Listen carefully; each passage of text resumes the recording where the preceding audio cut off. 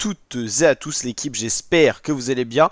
Pour cette nouvelle vidéo, on se retrouve pour le résumé complet de la deuxième étape du Critérium du Dauphiné 2025. 204,6 km au programme aujourd'hui, une étape marathon de plus de 200 km. C'est un volume kilométrique assez important pour les coureurs entre la ville de Prémila et la ville d'Issoire avec quelques côtes au programme, une étape normalement dédiée aux purs sprinters. C'était pas le cas lors de la première étape, donc on va voir si cette fois les sprinters pourront enfin se disputer la victoire d'étape. Image assez rare, image assez insolite, Jonas Vingegaard avec le maillot vert de meilleur coureur au classement des sprinters. C'est la première fois pour lui en tout cas qu'il porte ce maillot sur une course majeure telle que le Critérium du Dauphiné. On a une échappée qui se constitue avec un coureur. Ensuite, ce coureur a été rejoint de plusieurs autres éléments. On va justement aller voir l'identité des 4 hommes en tête à 75 km de l'arrivée, 1 minute 19. Faut pas se leurrer, le peloton vise un sprint massif. On va aller voir justement l'identité de ces 4 coureurs. On a Romain Combo, on a Christopher Juul-Johnsen, le coureur de 35 ans de la Jayco Alula. On a Paul Ursula, c'était lui le premier attaquant de la journée. La raison pour laquelle il est attaqué, c'est que c'est le maillot de meilleur grimpeur pour le moment, donc il a pris les points qui étaient disponibles aujourd'hui sur la course. Et Valentin Guernalec, le frère de Thibaut Guernalec pour la formation Arkea. Donc 4 coureurs à l'avant, 3 Français, les Français bien représentés. 1 minute 30 d'avance à 74 km de l'arrivée, ça fait pas beaucoup pour espérer aller au bout. On l'a dit, le scénario majoritaire, c'est un sprint massif. Il y a une belle bosse à ce moment-là de la course, et Juul-Johnsen et Guernalec s'isolent à l'avant, les deux autres coureurs un peu plus en retrait. Ils espèrent un regroupement après la bosse, mais le peloton est pas loin derrière. On est à 58 km de l'arrivée, mais qu'une petite poignée de secondes d'avance pour les coureurs encore échappés. Les voici justement, la formation Arkea et la formation Jayco représentées à l'avant, les poursuivants à 10 secondes et le peloton emmené par les Visma Leise Bike de Jonas Vingegaard. Pogacar, le maillot jaune bien placé également à l'avant avec sa formation UAE. Et l'écrémage dans le peloton commence à survenir avec notamment Magnus Cort Nielsen. C'est une surprise, le coureur de la UNEX qui lui passe bien normalement les bosses, mais il est souffrant, malade depuis le début de ce Dauphiné 2025. Guernalec, Valentin semble plus efficace pour aller chercher les points, tandis que Jonathan Milan, le gros favori du jour, est pour l'instant distancé, mais bien entouré de l'équipe Lidl Trek. Il espère pouvoir réintégrer le peloton, ou en tout cas être peu distancé pour revenir le plus rapidement possible dans cette étape pour jouer le sprint massif. On voit ici Julien Bernard qui se relève pour attendre justement le groupe avec son leader sprinter Jonathan Milan.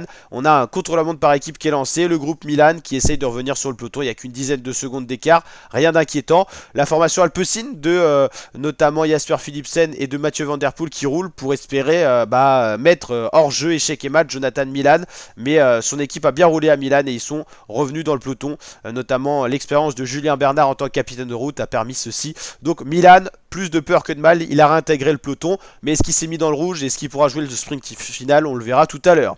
Plus d'échappés, tout le monde est rassemblé, Romain Bardet aux avant-postes, il est sur cette dernière course avant sa retraite de cyclisme professionnel. Peloton groupé, scénario de sprint massif plus que jamais présent, on le voit bien, le peloton est groupé par formation, la formation Visma Leise Bike autour de Vingegaard, qui a le maillot vert, on le voit pas très bien parce qu'il a un petit gabarit de grimpeur, Pogacar le maillot jaune on le repère avec ce maillot assez flashy, et les équipes de sprinters également regroupées, 19 km, on a encore quelques côtes, mais normalement la fin de l'étape est la partie la plus plate. Voilà, on s'attend vraiment à un sprint massif, alors que Romain Bardet passe à l'attaque pour la Team Pisnik Post-NL. On l'avait dit, il avait envie de se faire plaisir, et le voici à l'attaque. Il a peu de probabilité d'aller au bout, mais au moins il dynamise la course, et ça fait plaisir. Il prend une petite poignée de secondes dans cette belle côte, une des dernières côtes dans le final. Romain Bardet à l'attaque, en tout cas il montre le maillot et il fait honneur à sa dernière course professionnelle.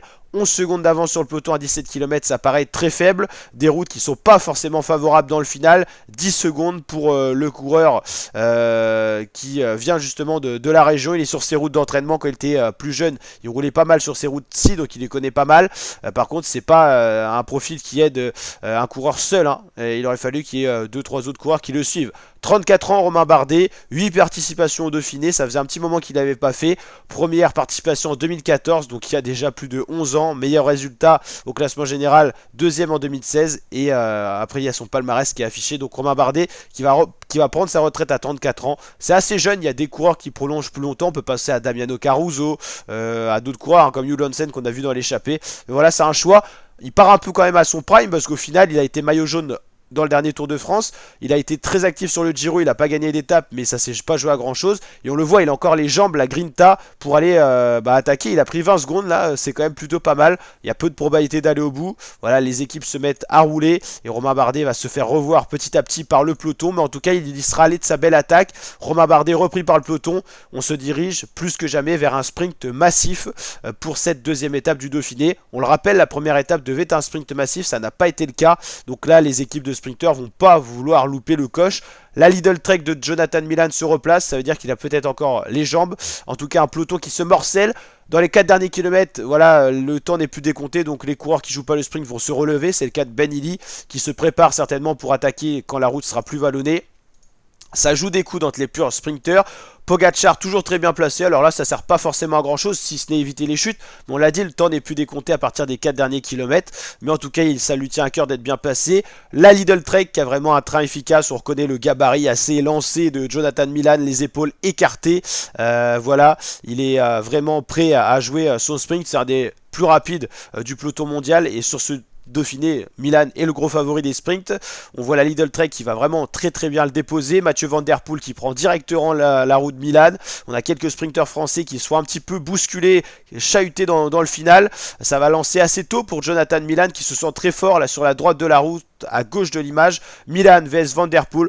Milan qui va s'imposer avec un vélo d'avance. C'est un sprinteur très grand, 1m96, 84 kg, 86 des fois. Ça dépend de son évolution. Félicité par Van Der Poel. Milan, le favori, a répondu présent. Il a été distancé dans la journée, mais il a su être le plus fort, le plus rapide. Victoire de Jonathan Milan, on revoit le sprint, mais c'est une victoire assez nette. Il y a plus d'un vélo d'écart entre le premier et le deuxième. Van Der Poel s'est fait revoir par le coureur de la Bahreïn. Donc Van Der Poel qui va finir seulement 3e. Le classement, Jonathan Milan devant Fred Wright, Mathieu Van Der Poel, Fredheim, Penwet, premier français 5e, et bien Janière, Bastien Tronchon, Fodorov, Louvel et Venturini. Il n'y a pas un plateau énorme de sprinteurs par rapport à ce qu'on pouvait attendre notamment. Le classement de l'étape, hein, on regarde toujours le classement officiel parce qu'il peut y avoir des déclassements dans des sprints un peu houleux et des cartons jaunes. Maintenant on sait que c'est assez commun. Changement de maillot jaune, Milan avec cette victoire et ses modifications prend la première position. Alors comment ça s'est fait le décompte? Ça s'est fait par rapport à la victoire d'étape comme Pogacar et au classement de l'étape où ils n'ont pas gagné. C'est à dire que Pogacar a fini derrière la 28e place que Milan avait pris lors de l'étape 1. Donc on cumule les deux classements des deux étapes et Milan était mieux au classement des cumuls d'étapes. Donc Jonathan Milan, nouveau maillot jaune de ce critérium du Dauphiné, devant Pogacar qui est le leader quand même le mieux placé, Van Der Poel, White, Vingegaard toujours là, Hugo Page, Foldager, Polite, Tronchon, Penwet, quelques Français sprinteurs dans ce top 10. Le maillot vert sur les épaules de Mathieu Van Der Poel, c'est plus logique que sur les épaules de Vingegaard. Paul Urselin qui a pris des points pendant les 2 premières étapes, meilleur grimpeur. Meilleur jeune, Milan, ça sera Hugo Page qui portera le maillot et meilleure équipe. La Visma, Live the Bike.